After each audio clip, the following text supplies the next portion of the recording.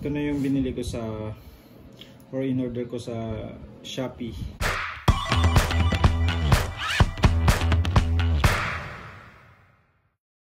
Na Hikvision na DVR.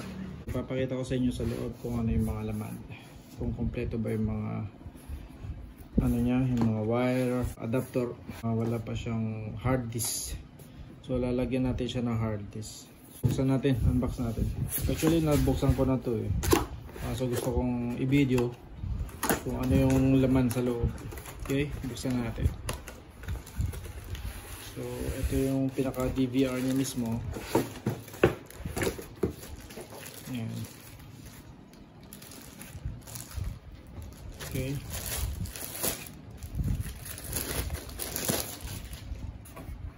Maliit lang siya. Ayan.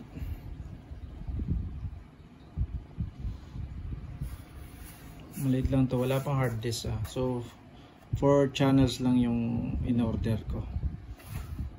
Ito, 4 channels. 1, 2, 3, 4. May HDMI para sa TV, VGA pwede rin sa Smart TV kung supported niya ang VGA, o kaya sa computer, monitor, tapos audio, RCA pa to eh. Tapos sa network connection, USB, dalawang USB, tsaka yung 12 volts na power supply. Okay, tapos yung loob nito is ito yung mga manual. So, may mga manual dito and yung application. Stick natin sa loob. So bali may mouse siya na maliit. So hindi nakabibili ng mouse. May mouse na siya eh. Tapos may kable, may SSD cable, then yung adapter niya mismo, yung 12 volts adapter. Ayan, 12 volts. Okay, tapos isa pa, ito yung power cable ng hard disk. Ayan, power cable. So, pa isa na maliliit na screw yata. Ayan, maliliit na screw. Ito. Okay, so ang gagawin ko is tatanggalin ko tong 4 na screw. Ito, dalawa side by side, tapos dalawa rito. Okay,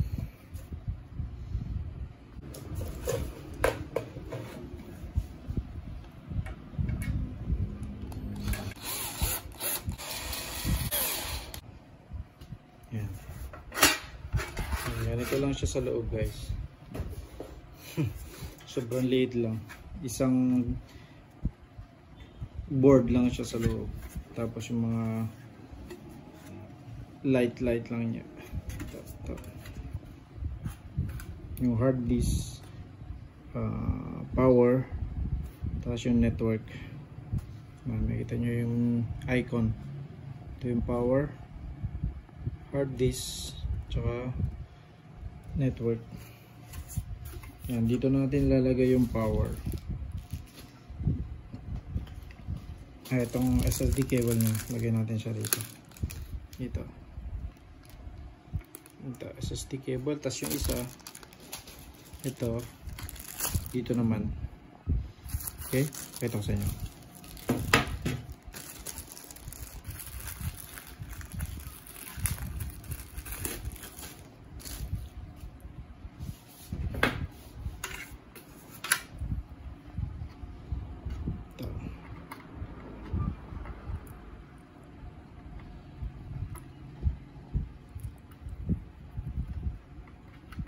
Ayan. Tapos yung isa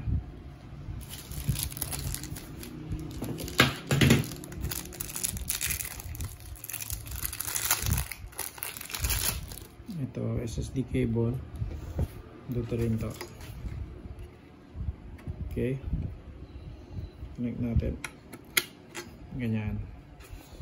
Tapos yung hard disk, kukunin ko sa isa kong DVR na hindi supported ang 2 megapixel. Okay, pakita ko sa inyo yung isa. So ito yung isa kong DVR na BCLEX. Hindi niya yata supported sa 2 megapixel kasi tinest ko na siya. Although gumagana naman siya sa TV, may power, may mga settings, nakakapasok naman ako.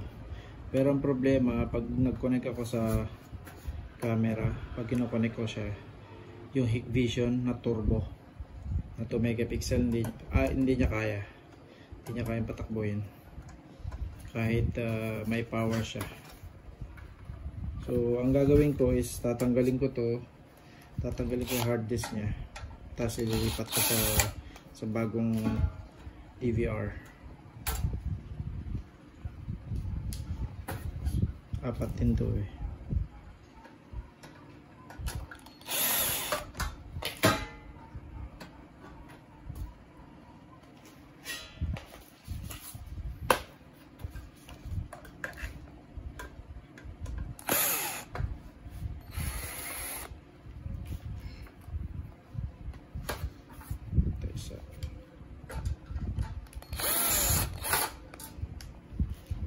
Ayan.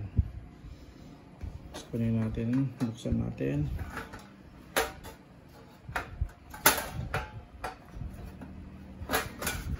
Ayan. Ganyan lang siya, parehas lang din yun sa sa Hikvision. Pare-parehas lang yan. Ayan. Yung mga board. Tingnan nyo. Ganyan lang din yan. Mas updated lang kasi itong Hikvision. Itong BCLEX, matagal na to eh, 2010 pa yata to. So ang gagawin lang natin is kukunin ko tong hard disk na ito. May hard disk pala ako nito. Kukunin ko yung hard disk na ito, tapos lagay ko dito sa may Hikvision. Okay, so ito na yung hard disk. Lagay na natin siya rito. Ayan. Ito yung power, yung connection, yung data. So ito yung power.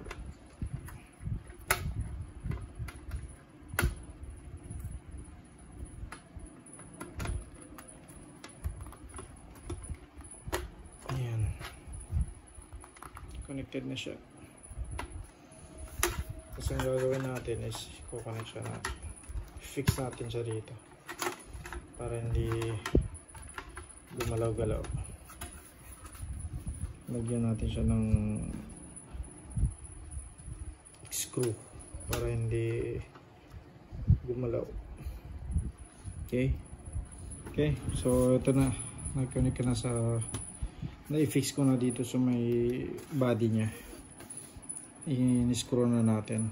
Ayan, may dalawang screw na para hindi siya gumalaw-galaw. So yung hard disk na niya is 1 terabyte.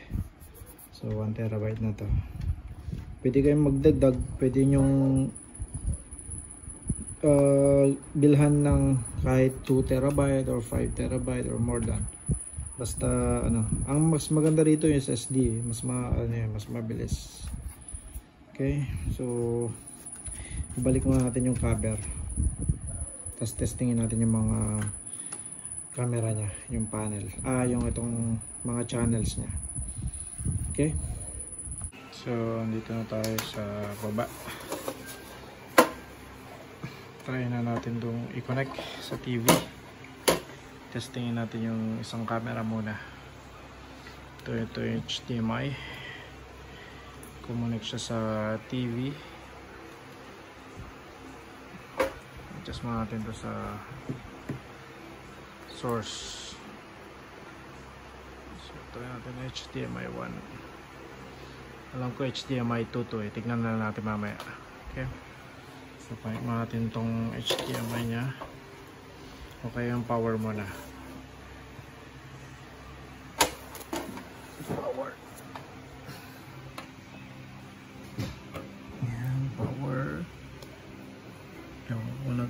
ata. Ayan, nag-on na siya. Ayan. Nag-beep siya. Beep. So, lagyan natin yung HDMI para makita natin sa TV.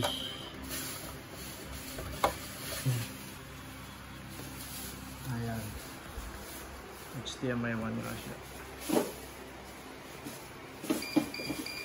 Ayan. Bukas. So, kailangan natin ipasok yung mouse para kontrolin natin. Ayan. Yung mouse. So, lagyan natin English. Apply. Then yung password, maglagay daw tayo ng password. Paano mag-ano ng... ayan, papakita pala yung password. So, lagyan mo natin yung mag-create tayo ng password. So, naset na natin yung password.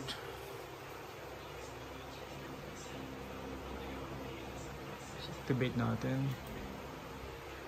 Yan. So, mag-set tayo ng date. Dapat dito sa Philippines. So, ano bang ano natin dito? May Philippines ba dito? Philippines, alam ko ano to eh, Hong Kong. Hong Kong tayo.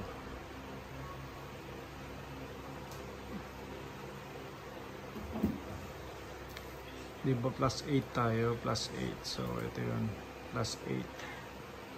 Tapos yung date, so bale 24 of February 2024. So tama to. Or kung gusto nyong palitan ng ano, mas mauna yung month tapos date, ito mas maganda yata. And February 24. So mas maganda yan. Okay, so next natin. Yan, naka DHCP. So next natin. So then yung normal. Ito bale ano siya, 1 tera. Next, ano ba itong isa?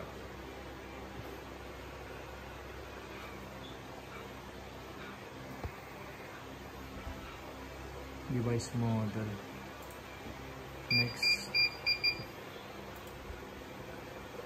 so hit connect. Ayan yung ano, connecting pa. Kailangan natin ng network. Saglit. So ito, connect natin siya sa LAN 1. Connect natin sa LAN 1. Ayan. Then itong end nya, lagyan natin siya dito sa likod. Natin kung may link. Hindi ko alam kung maiilaw ito o hindi. Kasi makikita nyo dyan kung mag-o-online yan, that means connected na siya. Okay, so ayun, nag-online na siya guys. Ayan. Okay, so itong barcode na to, kailangan nyo pumunta sa may application na i-connect. I-scan nyo lang tong ano na to, barcode. So ayan na siya, na-set up na natin. Try na natin tong camera na to, na bullet camera. Okay, so yung so bale 4 channels din to, apat na tig to 12 volts. Okay, try test natin to, itong cable na to. Ito is yung pupunta to sa may DVR tsaka yung power, tapos yung sa dulo is pupunta siya sa may camera. Okay, so connect mo natin tong sa camera, or i-connect mo natin to dito sa may wallet camera. Okay, yan, hindi ko mahawakan eh. So itong power lagyan natin dito, tapos itong video sa camera, yan, may lock yan, tapos ita-turn nyo lang, tapos dun sa pinakadulo ito, lagyan natin dun sa may, hindi ko alam yung 1 dito yung 1, may ano pala, may number. So ganito siya, 1, channel 1, channel 2, 3, tsaka 4. So lagay natin sa channel 1, sana gumana.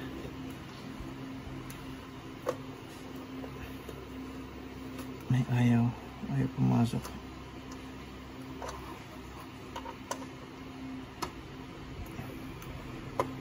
Ayun, tapos turn, tapos lagyan natin yung power.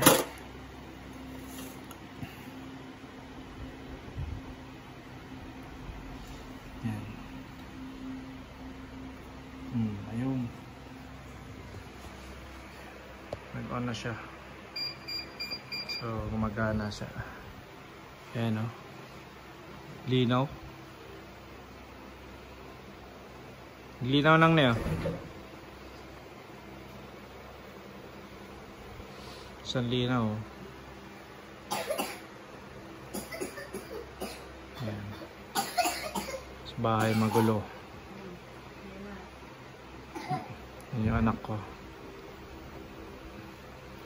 So lalagay ko to sa may labas, tapos isa sa likod. Okay, so success yung connection natin or yung mga settings. Okay, so titingnan ko muna yung ibang settings, guys. Lagyan natin ng password para wala makapasok. Okay, the next day. okay, ito tayo. Ito install yung CCTV. Ayan. Dito ko siya install, guys. Di ko na dinrel. Dito na lang sa may grills ng bintana dito sa likod. Tapos yung wire papako ko na lang dito, tapos pababa, monta doon sa sala. Okay.